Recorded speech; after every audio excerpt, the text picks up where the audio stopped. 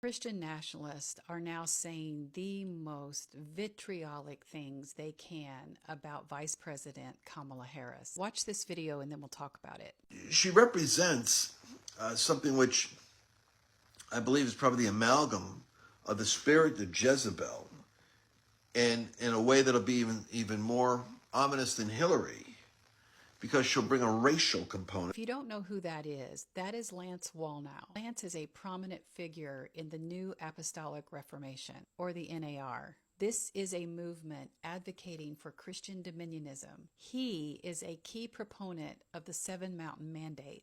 This is the ideology that talks about Christians having influence over 7 areas of societal institutions, including arts and entertainment, business, education, family, government, media, and religion. He has gained significant attention because of his vocal support for Donald Trump, who he describes as a modern-day Cyrus. That is them wrapping around Trump that he is God ordained to lead America. First of all, let's talk about the Jezebel spirit. There's absolutely nothing in Scripture to justify that label. You can find Jezebel's story in 1st and 2nd Kings. She's often cited because she was a controlling and manipulative person. But labeling a black woman who is highly credentialed and experienced to be a presidential candidate, to label her as a Jezebel is rooted in misogyny and racism. This implies that the only way a woman can rise to that level of influence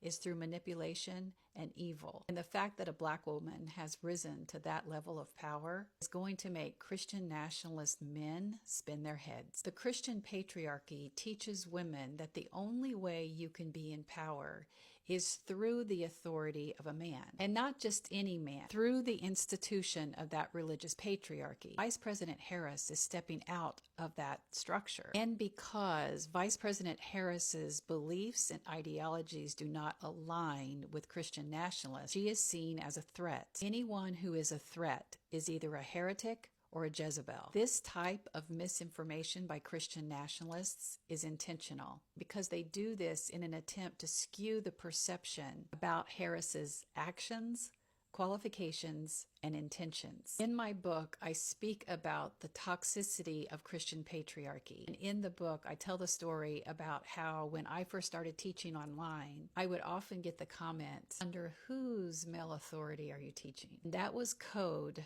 from Christian nationalists telling me that I was out of line. And I want to tell you, for a while it worked. I felt unqualified. I felt like I should shrink back and make myself small. Then I realized I was responding to those indoctrinated beliefs about me and the world I was in. This is why this is so important for us now. Because what Christian nationalists are hoping is that they're going to teach this toxic theology to remind you to stay in your lane, to come under their authority and vote the way they want you to. And that's why I'm especially talking to the white women who have been indoctrinated into this Christian patriarchy. You must understand your assignment. Your assignment now is to deconstruct from this toxic theology and see once and for all women's rights and those of the historically marginalized will forever be impacted if these dangerous Christian nationalists come into power. Here are 2 articles that you may want to read about Lance Wallnau.